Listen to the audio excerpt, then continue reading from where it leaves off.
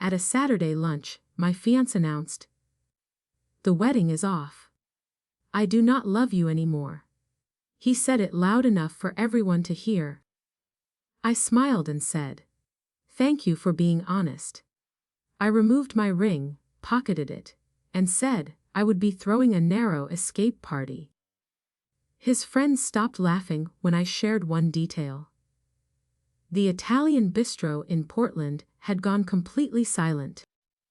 30 pairs of eyes were fixed on our table near the window, the spot Brandon had specifically requested. My fork was suspended over my chicken parmesan, forgotten mid-air. The words hung like smoke. Across from me, Brandon's friends, Tyler, Josh, and Kevin, sat at the adjacent table, watching with barely concealed anticipation. My name is Melody, and I am 27 years old. For 4 years, I had built my life around the man sitting opposite me. In that explosive moment, something inside me did not break. It quietly locked into place. I set my fork down gently. Brandon watched me, wearing an expression I had seen countless times, but only recognized now, a mixture of satisfaction and expectation. Like a man waiting for the butterfly to crumple after its wings have been pulled. "Thank you for being honest," I repeated, surprised by the steady tone of my voice. His eyebrows rose slightly. This was not the reaction he had choreographed. I reached for my left hand and slowly removed the engagement ring, the one he had presented 2 years ago at his parents' anniversary dinner, ensuring a full audience then, too. I slipped the diamond into my jacket pocket. "You know what?" I continued, feeling an eerie calm settle over me. "I think I am going to throw a narrow escape party." One of his friends snorted, followed by chuckles from the others. Brandon's smirk deepened. He was enjoying this. I realized he had planned this entire production. The crowded restaurant, the specific table, the invited witnesses. He had orchestrated my public humiliation. But I refused to participate in my own downfall. "A narrow escape party," I repeated, reaching for my water glass and taking a slow, deliberate sip. The laughter from the adjacent table died as they registered the absence of tears. I was not causing a scene. Brandon's edge returned. "Melody," he said, his voice carrying, "Did you hear what I said?" "I heard you perfectly," I replied. "You do not love me anymore. The wedding is off. I already thanked you for your honesty." His jaw tightened. The script was failing. I pulled cash from my wallet and placed enough on the table to cover my meal, and a generous tip for the server, who had an unfortunate front row seat. "I must say, Brandon, you picked quite a setting for this announcement," I said, standing up. "A crowded Saturday lunch. Your friends conveniently here to witness everything. Very theatrical. I thought you deserved the truth," he retorted, his face flushing. "And I got it," I said simply. "More truth than you probably intended to give me." I glanced at his friends, who were exchanging uncomfortable, confused looks. Their amusement had vanished. "Gentlemen," I said, nodding toward them, "your presence has been illuminating." As I walked toward the exit, I felt the weight of every stare in that silent restaurant. But instead of shame, I felt clarity. 4 years of my life had been revealed in one calculated moment. He had planned this public execution like a man planning a party. The cool autumn air outside hit my face. I took a deep breath. My hands were steady. My eyes were dry. I reached my car and sat behind the wheel. In the privacy of the vehicle, the full weight of the scene hit me. But it was not devastation. It was intense recognition. The person Brandon revealed himself to be was someone I absolutely did not want to marry. The realization was liberating. My phone buzzed. It was Natalie, my best friend. How was lunch? I stared at the message, then typed back. Wedding is cancelled. I will explain later. I am okay. Actually, I think I am better than okay. As I pulled out of the parking lot, I glanced back at the bistro. I could see Brandon still at the table, his friends gathered around him. He was likely telling them I was in shock, that the breakdown was imminent. He had no idea he had just handed me the key to a door I had been too afraid to unlock. The silence in the car was profound, a stark contrast to the performative noise Brandon had generated. His insistent texts had already begun, polluting the brief sanctuary. Driving home gave me the necessary space to finally see the preceding 4 years clearly. It was a dizzying process of self-analysis. I thought about all the decisions I had made, which I had called compromises, but were, in truth, steps in a slow process of self-erasure. I remembered how I had stopped seeing my college friends as frequently because Brandon did not like their bohemian lifestyle. When he deemed my apartment too far from his office, I relocated to his side of town, telling myself I was being supportive. The biggest betrayal was to my career. I had dreamed of launching my own event planning business, a vision I passionately shared with him early on. But he had deemed it risky, insisting I focus on climbing the corporate ladder at my current, safe job. My entrepreneurial plans had been put on indefinite hold. A compromise, I now realized, was simply a concession to his need for control and predictability. I had systematically adjusted my orbit around Brandon's preferences until my own identity was nearly invisible. Whenever friends or family expressed concern, I had used the practiced defenses of someone deeply invested in a failing cause. He is just stressed from work. You do not know him like I do. A year ago, I vividly recalled my mother's anxious face during the holidays. She pulled me aside, her eyes full of concern. Melody, honey, does Brandon make you happy? Truly happy. I had brushed off the question with a practiced, bright smile. Of course, Mom. We are getting married. But happiness was never the word. Established, invested, maybe. I had poured so much of myself into the relationship that its failure felt like admitting 4 years of my life were a wasted, monumental mistake. The public engagement itself was a marker of his nature. He proposed at his parents' 40th anniversary party, getting down on one knee in front of 200 people who recorded the moment. What else could I say but yes, with an entire audience waiting? The performance, the need for witnesses, it had always been about his image. As I pulled into my apartment complex, the reality hit me. I had been so focused on making the relationship work that I had not realized how small I had become within it. I had been asking permission to have lunch with my own friends. The former strength of my own judgment had been outsourced to him, his preferences presented as logical necessities, mine as emotional indulgences. I picked up my phone. Another text from him. Melody, this silence is childish.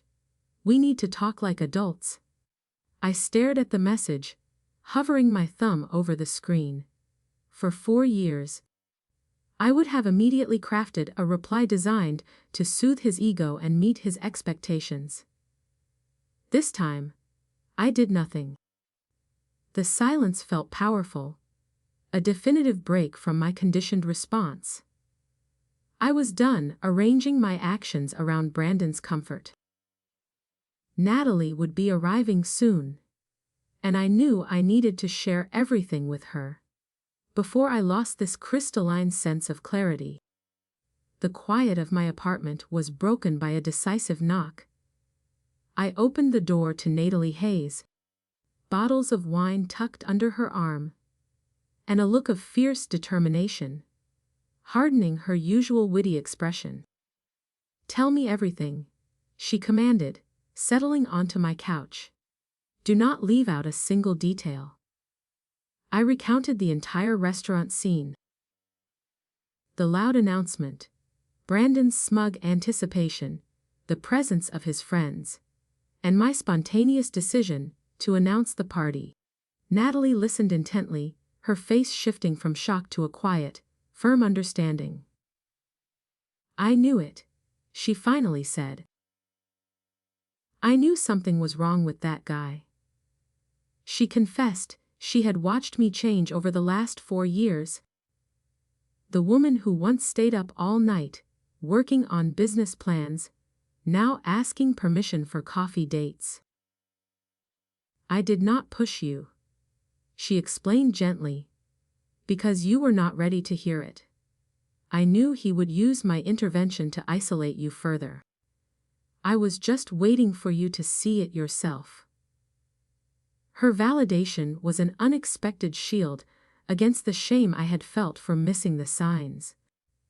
The thing that bothered me most, I told her, was the premeditation. He planned it. He chose the public setting, invited the witnesses. He wanted to humiliate me. Natalie nodded sharply. "He wanted to break you, to look like the one in control. But you did not break. And I bet that is driving him absolutely crazy." We discussed the strange positioning of his friends. Then the memory surfaced, cold and sharp. Tyler was filming on his phone. I saw it when I stood up to leave. Natalie's expression hardened into pure vindication. "He wanted video. Footage of you falling apart. He needed documentation to support the narrative he was already building about your instability. He had wanted evidence to cement his side of the story." We agreed the narrow escape party was essential. It had to happen to reclaim the narrative before Brandon could rewrite it. It was about framing the event as a positive, liberating escape, not a devastating rejection. The next day, I began the practical work of untangling our shared life. Calling the vendors for the wedding scheduled 6 months away. The venue deposit was non-refundable, but the coordinator, Patricia, offered a credit for any future event. "Actually," I said, the idea solidifying, "I think I will be using that space much sooner." I secured the date for 3 weeks away. The caterer and the photographer were sympathetic. Even Dominic, the florist, offered to work on the new event for free. More than one vendor implied they had seen the writing on the wall. Dominic admitted he had worried, because I seemed stressed and apologetic. Constantly changing plans to please someone who seemed impossible to satisfy. His words reinforced the reality I had been shrinking, and others had noticed. With the venue secured, and the vendors either refunded or ready to shift gears, I now had the physical space and the time window to execute my plan. I had the support of my best friend, and the beginnings of a celebration of freedom. But I knew the full extent of Brandon's plotting remained hidden, lurking in the documents we shared. I needed to know exactly what I was escaping. I needed the evidence. The time gained by securing the venue was now dedicated to digital excavation. My fingers flew across the keyboard, fueled by cold anger and a need for factual clarity.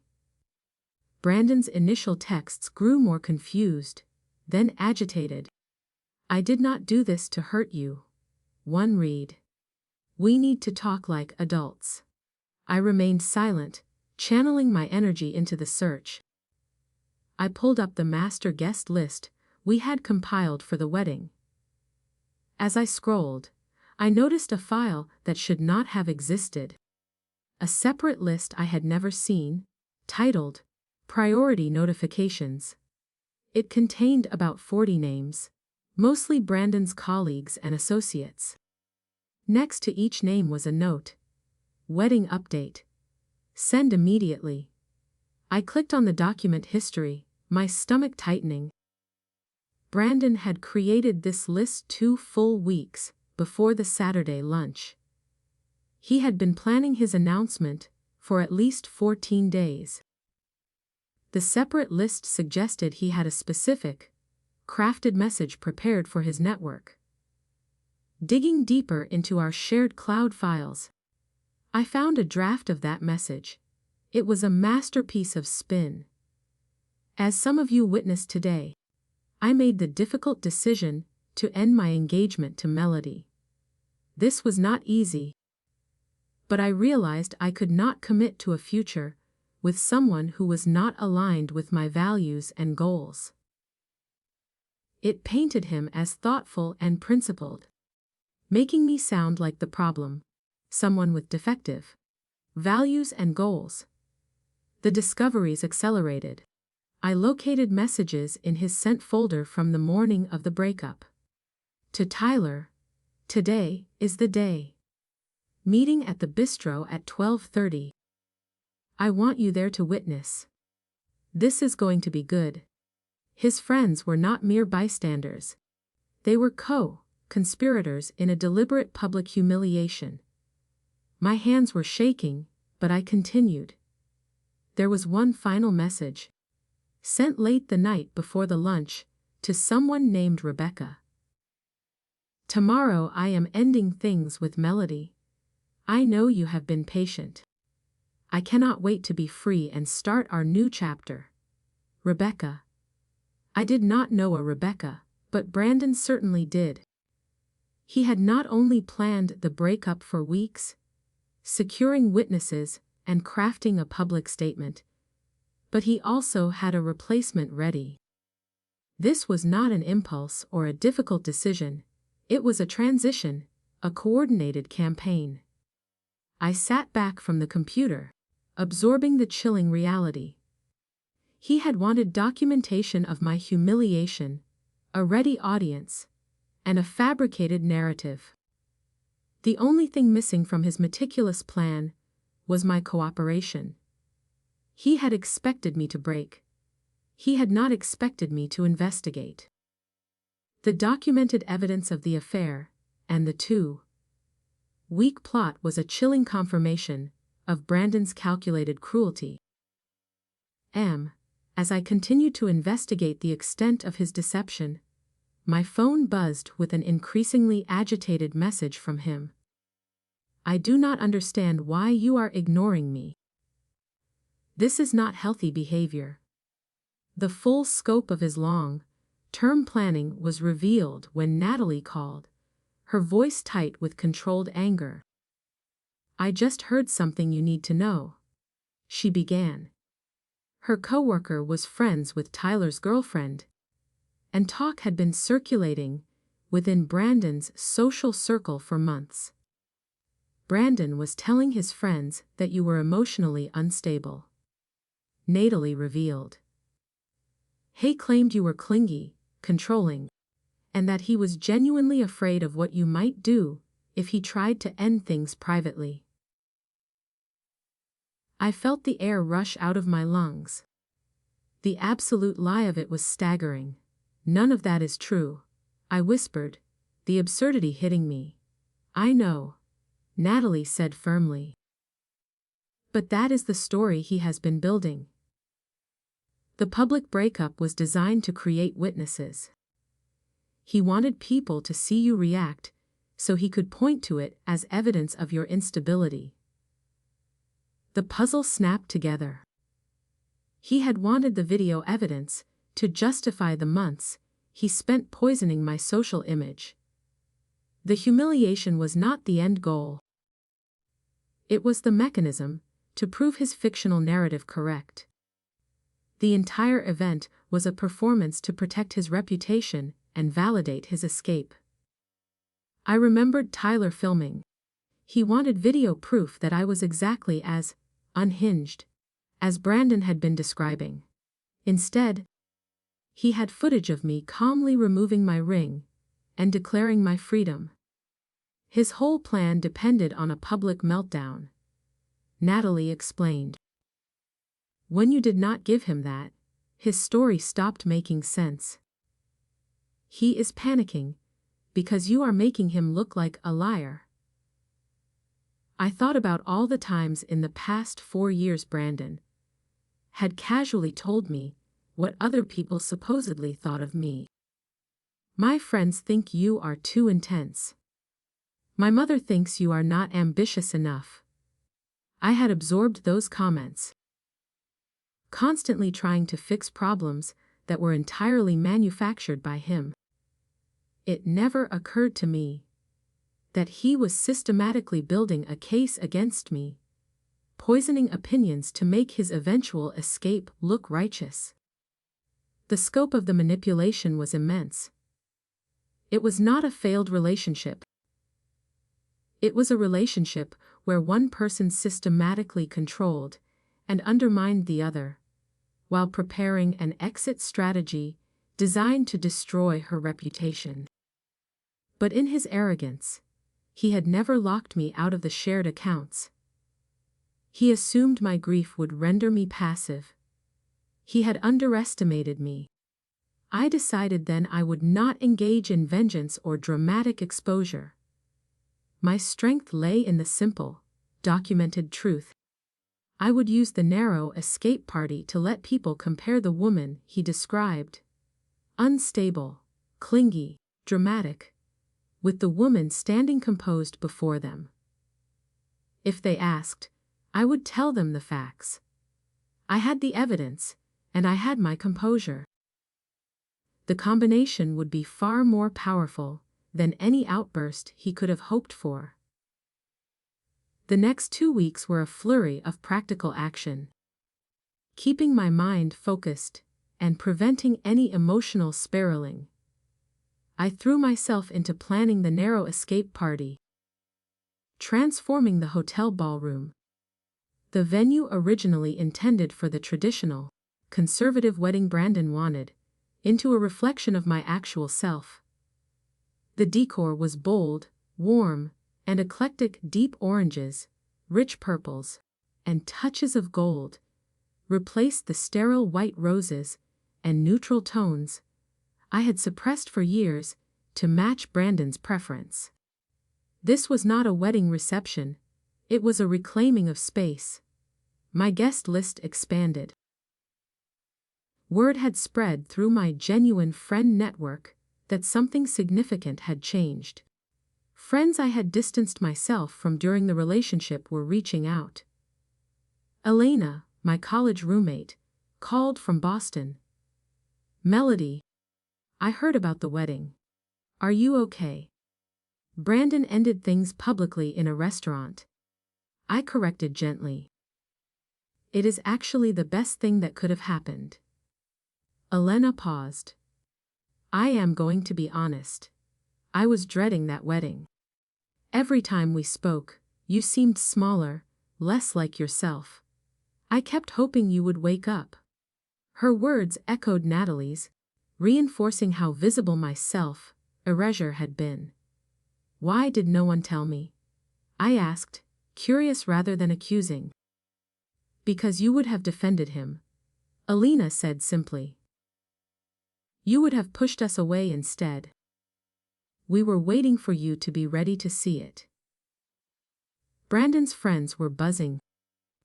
I heard through mutual acquaintances that people who were present at the Saturday lunch were trying to understand the celebratory invitation.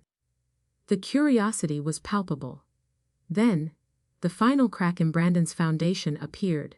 His younger sister, Addison Sterling, called. Melody, I heard what happened, and I need to check in. Though we were never close, she sounded hesitant and sincere. I know Brandon has his version, but I want you to know, I never believed what he said about you. He told us you were difficult and emotional. But I saw you for 4 years. You were accommodating to the point of disappearing. Her validation, coming from within his own family, was profound. The day before the party, Brandon sent his final message, long and desperate. I have been hearing things about this party. You are making a mistake. Whatever you are planning to say about me, remember I have my own side of the story. If you try to make me look bad, I will have to respond. Think carefully. I read his attempt at intimidation twice, recognizing his fear that his narrative was slipping away. He could feel the loss of control. I deleted the message without reply. My composure was my greatest shield. I went to bed that night, feeling a powerful sense of anticipation, not dread. Tomorrow, I would celebrate. The confrontation was coming, but I was ready, armed with the truth and a clear conscience. The hotel ballroom was vibrant, a transformation from the traditional space it was meant to be. My mother and Natalie greeted guests as they streamed in, friends, family, and a handful of curious associates from Brandon's social circle. The energy was warm, genuinely celebratory, and focused entirely on my future. By 8 o'clock, the questions began, murmured in corners. Elena, who had flown in from Boston, pulled me aside. What is the story, Melody? Brandon's version about your instability does not match the woman hosting this party. I took a steadying breath and told her the truth, the 2-week plot, the pre-arranged witnesses, the filming, the affair with Rebecca. I showed her the screenshots of the calculated messages I had saved. Her expression shifted from disbelief to disgust.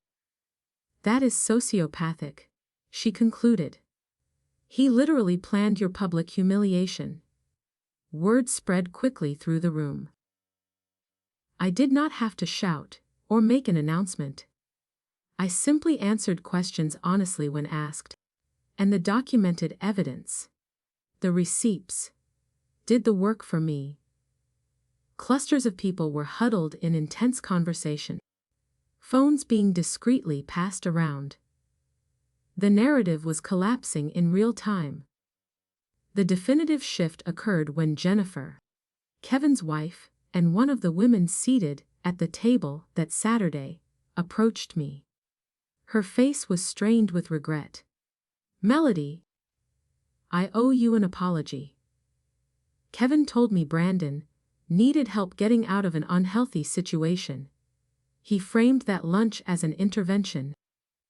I did not know about the recording. I did not know about Rebecca. I was part of something cruel. She admitted that my calm departure that day had haunted her all week. It was not the reaction of the unstable person Brandon had described. As the evening peaked, around 10 o'clock, Brandon showed up. I saw him near the entrance, scanning the crowd with barely contained fury. The energy in the room immediately shifted, conversations lowering to an anxious hush as he strode toward me. Melody. His voice was tight and low. What do you think you are doing? I am hosting a party, Brandon. You are not invited. You are trying to destroy me, he hissed. You are telling people lies, showing fabricated evidence. I have not told anyone anything that is not true, I said, keeping my voice level and calm. Everything I have shown people came from our shared documents. Documents you created. He paled, then flushed deep red. You went through my files! This is insane! You are insane! This is exactly what I told everyone. You are unstable and vindictive. Brandon. I held up a hand, stopping his rising hysteria. Look around this room. Look at the faces of the people who know me. Do I look unstable to you? I paused, letting the silence hang. People were watching him with expressions, ranging from pity to cold realization. You planned my public humiliation. You had your friends film it. You had messages ready to send before the lunch even started. You were having an affair with Rebecca while you were engaged to me. All of this is documented. All of this is true. You do not understand. He stammered, his conviction entirely gone. I understand perfectly. I concluded. You wanted me to break down, so you could justify leaving. When I did not cooperate with your narrative, you lost control of the story. And now you are here, uninvited, proving to everyone in this room exactly who you really are. The subsequent silence was total and devastating. Brandon looked around at the faces of people he had tried to manipulate, seeing only judgment. He turned sharply and walked out of the ballroom, defeated by the truth he had failed to contain. The confrontation was over. The atmosphere in the ballroom changed completely after Brandon's departure. The tension evaporated, replaced by a collective sense of relief and shared victory. People came up to me throughout the rest of the night. Some apologizing for their initial judgments, others expressing admiration for my composure during the confrontation. I felt profound peace, not vengeful triumph. The band started playing, and the dance floor filled. This was what my life could look like: expansive, connected, and real. The friendships I had neglected during the 4 years slowly began to rebuild. I realized the people who truly loved me had simply been waiting for me to find my way back. In the weeks that followed, the fallout from the party rippled through Brandon's network. His professional image, which he had so carefully curated, took significant damage as the truth spread. Rebecca, the woman he had been planning his new chapter with, reportedly ended things after learning the full extent of his methodical cruelty. Jennifer, who had witnessed the full collapse of his performance, filed for divorce 3 months later, citing the incident as the catalyst for re-evaluating her own marriage. I chose not to track his downfall closely. My focus had shifted entirely to my own future. I left my job at the conference center and finally began building the event planning business I had always dreamed of. Within 6 months, I had my first clients.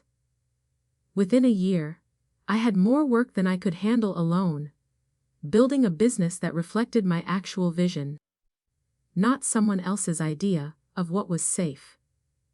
The process of building my career coincided with my emotional healing.